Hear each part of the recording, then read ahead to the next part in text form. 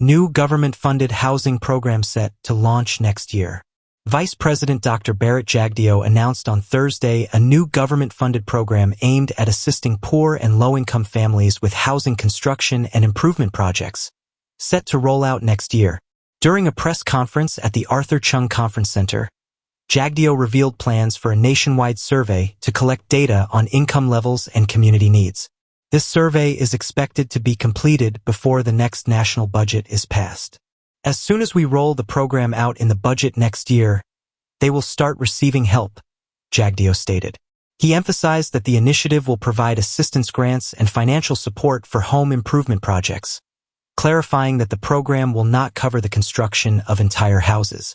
The vice president reassured reporters that the government is committed to addressing housing challenges for vulnerable families as part of its broader social support strategy. PNCR sticks with Aubrey Norton as party leader amid calls for change. News source Guyana reports in the aftermath of its significant defeat in the September 1st elections, the People's National Congress Reform, PNCR, has reaffirmed its support for Aubrey Norton as the party leader, despite calls from some party members for Norton to resign ahead of the next internal elections scheduled for 2026. The Central Executive Committee, CEC, expressed confidence in his leadership in a statement released yesterday. This was the CEC's first meeting since the general and regional elections. The statement did not address the party's disappointing electoral performance or provide insight into any post-election analysis. However, it defended Norton's position, even after he led the party to its worst electoral defeat in its over 60-year history. The CEC reaffirmed its complete confidence in the leadership of Aubrey C. Norton and supports his continued role as the leader of the PNCR during the rebuilding process. The committee emphasized that its leader can only be removed at a duly convened party congress. In accordance with the party's constitution, the statement read. The CEC also dismissed reports of internal strife within the party, assuring members that public grievances from a few individuals would not hinder the party's efforts to reactivate its political will and resilience. During the meeting, the committee reviewed the party's strategic direction and discussed immediate courses of action. It noted the recent resignation of 2 CEC members, with 2 replacements elevated to the committee, though their names were not disclosed.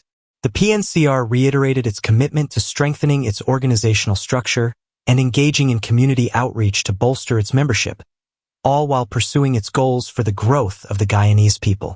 Notably, several prominent party members, including former members of parliament, departed the party just before the September elections, with additional resignations occurring shortly after the electoral results were announced.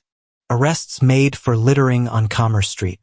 Mr. Philip Adams has been arrested for depositing litter on Commerce Street in front of Hack's Halal restaurant.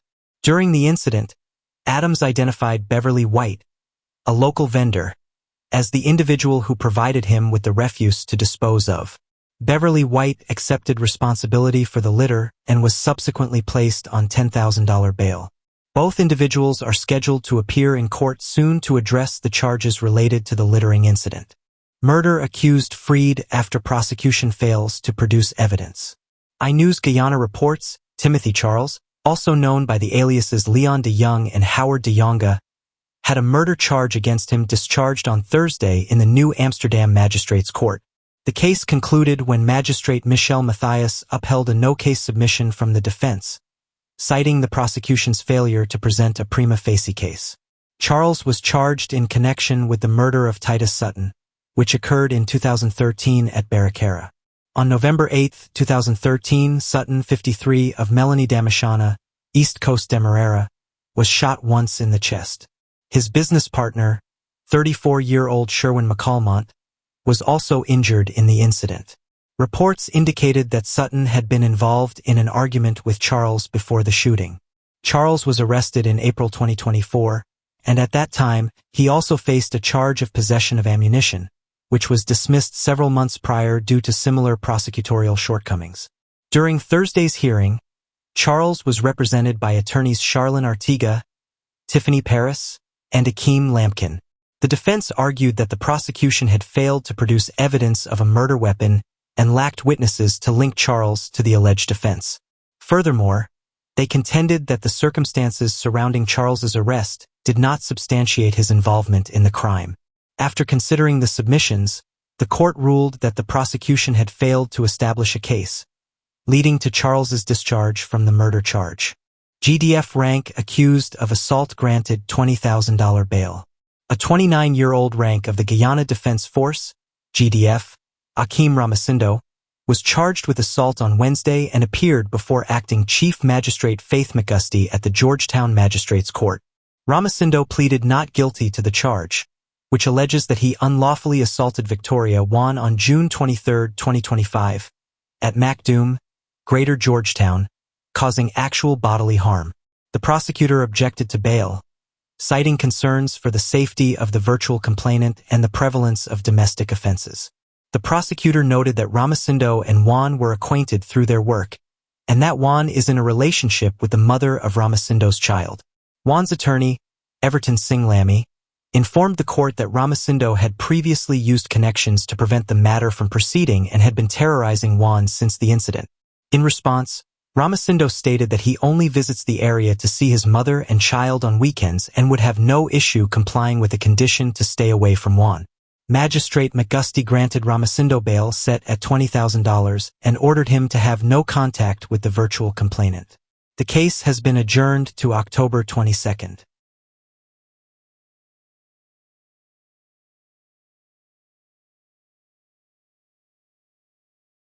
Government reviews gun license procedures and tint permit requirements.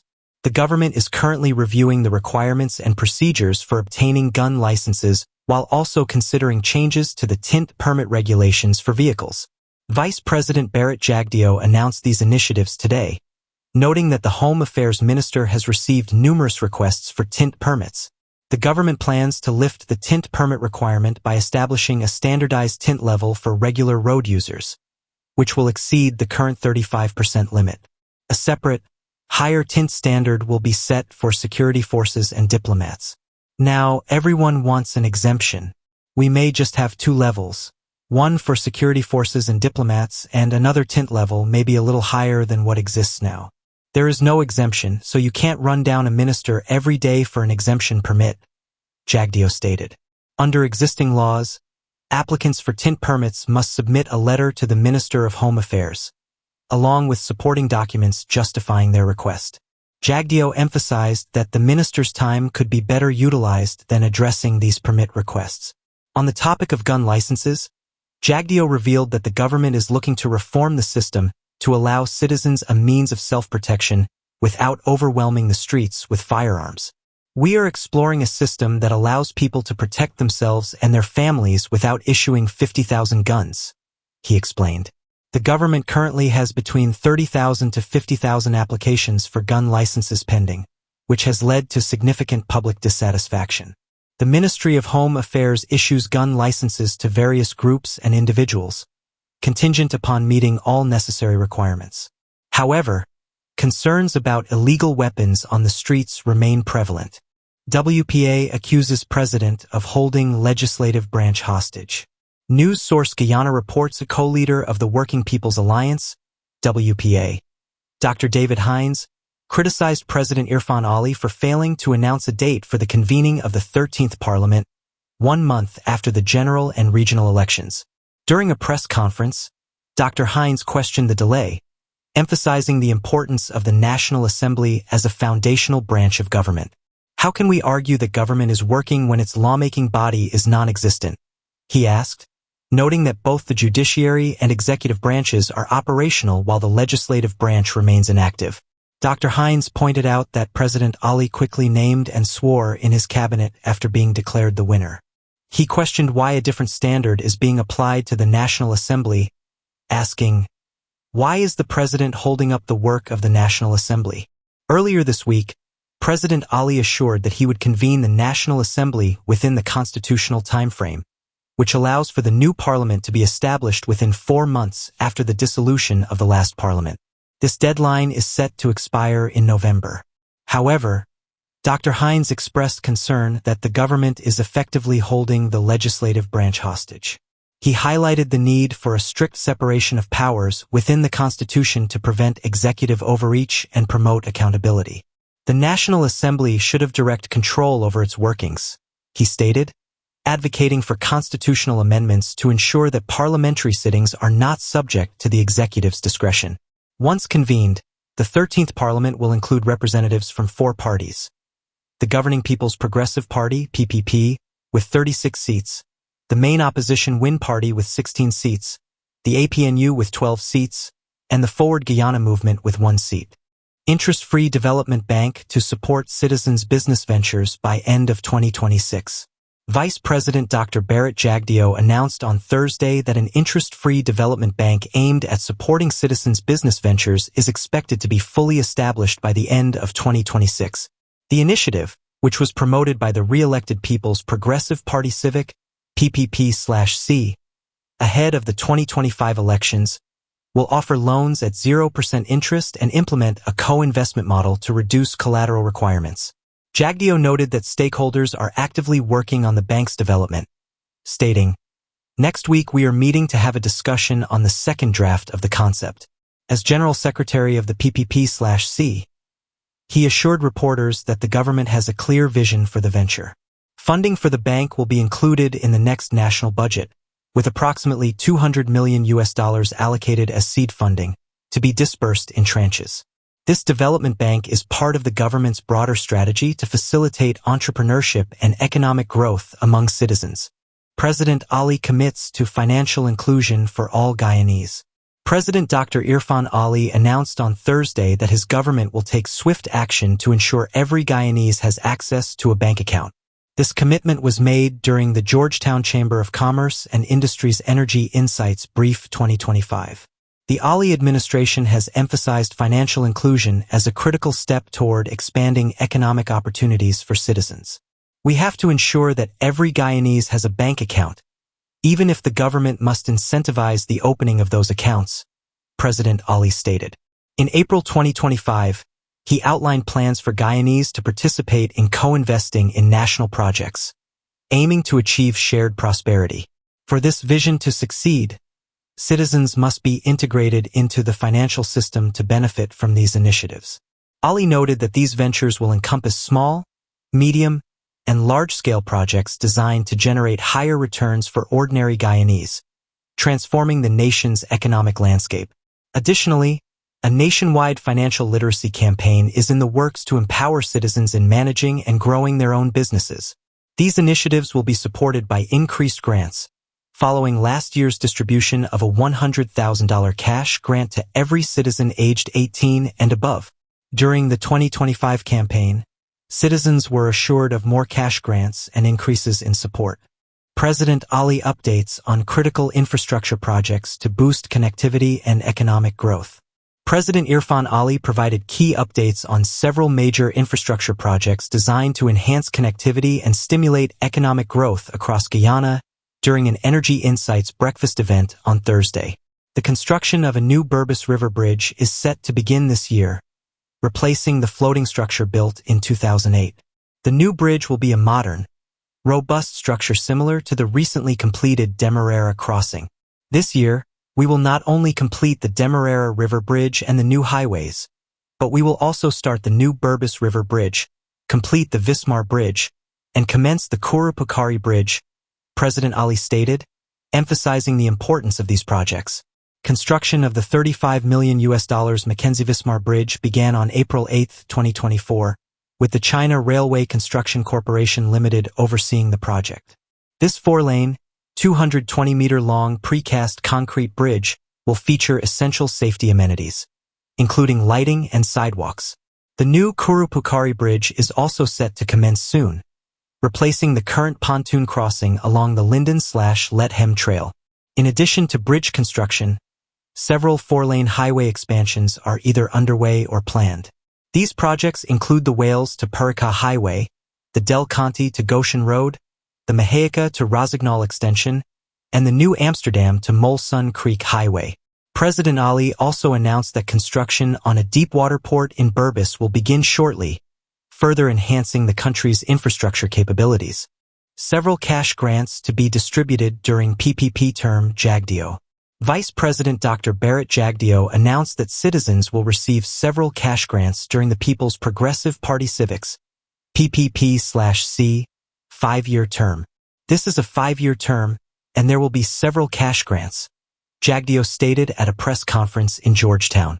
He assured that all promised grants would be delivered, responding to hints from President Dr. Irfan Ali about a possible distribution before Christmas. Last year, the PPP/C government provided a one-off $100,000 cash grant to all adult citizens. Jagdeo stressed that cash grants are just one aspect of the government strategy to ensure citizens benefit from the country's oil wealth, alongside investments aimed at enhancing well-being and quality of life.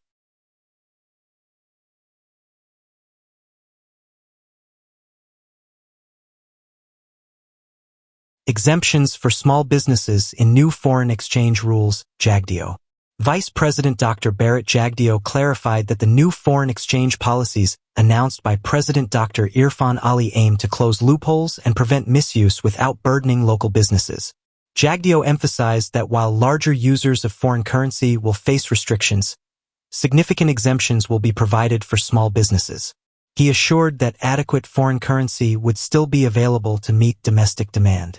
The 9 new measures include: customers must provide a commercial invoice to banks for foreign exchange requests. Upon goods arrival, customers must submit invoices and bills of lading to the GRA and banks for verification. Banks will not release further foreign exchange without required documentation. Banks will submit invoices and bills of lading to the Bank of Guyana for verification. Personal credit cards must be used only for personal transactions. Penalties for inflated invoicing in related party transactions. Source declaration required for currency taken out of Guyana. Oil and gas service providers must maintain local bank accounts for foreign currency earnings. A single window system will be established at the central bank for transaction reconciliation. These measures take effect immediately. Electrician charged with discharging a loaded firearm in public. Sherwin Critchlow, a 39-year-old electrician from South Ruimveldt, was arrested on September 28, 2025, and charged today with discharging a loaded firearm in public. Critchlow appeared before Magistrate Tamika Clark at the Friendship Magistrates Court, where he pleaded not guilty. He was granted bail set at $450,000. The case is adjourned to November 11, 2025, for report and disclosure. 25-year-old man charged with armed robbery granted bail. Steve Anthony Lowe, a 25-year-old carpenter from the Phase 1 Good Hope squatting area, was arrested on September 29, 2025, and charged on October 2 with armed robbery under Section 222(c) of the Criminal Law Offenses Act. Lowe is accused of robbing Kumar Isri, a 29-year-old taxi driver from Bush Lot, West Coast Burbus, during an incident at Lusignan, East Coast Demerara. Appearing before Senior Magistrate Sunil Scarce at the Vigilance Magistrates Court, Lowe pleaded not guilty. He was granted bail in the amount of $250,000, with the condition that he report to the police station every other Saturday. The case is set to continue on October 7, 2025. Firearm and ammunition found. Baramida farmer in police custody. A 50-year-old Amerindian farmer, Bradley Thomas, is in police custody following his arrest for possession of an unlicensed firearm. The incident occurred on Wednesday when police received information regarding Thomas allegedly threatening another resident, Sean Ben, with a shotgun. Upon contacting Thomas at his home, police informed him of the accusations. He denied the claims, stating, "No, officer, the man is lying." However, police proceeded to search his residence and compound. During the search, police discovered a 16-gauge shotgun along with 4 16-gauge cartridges and 4 12-gauge cartridges hidden among banana suckers. When questioned about his firearm license, Thomas admitted, "No," and further claimed that he purchased the gun and ammunition from a Spanish man for $30,000. The firearm and ammunition were seized by the police, and Thomas was arrested and cautioned following standard procedures. He was escorted to the Baramida police station, where he remains in custody as investigations continue.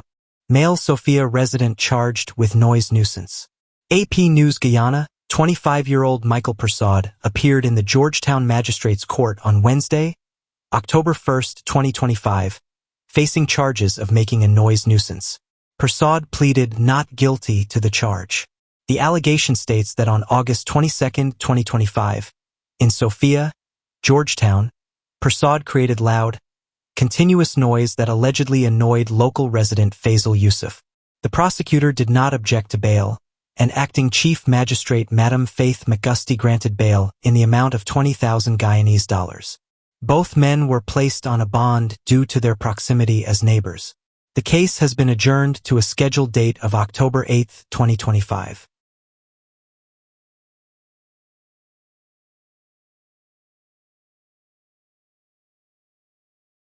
Court dismisses FGM's case against GCOM. NCN reports the Court of Appeal has ruled that it lacks jurisdiction to entertain the case brought by the Forward Guyana Movement, FGM, regarding its exclusion from the ballots for the 2025 general and regional elections. Acting Chancellor of the Judiciary, Justice Roxanne George, stated that the application had no merit, emphasizing that it was FGM's own actions that deprived its supporters of the right to vote by failing to field candidates in specific constituencies. The court determined that the Guyana Elections Commission, GCOM, acted lawfully in accordance with Article 160 of the Constitution and the Representation of the People Act, ROPA.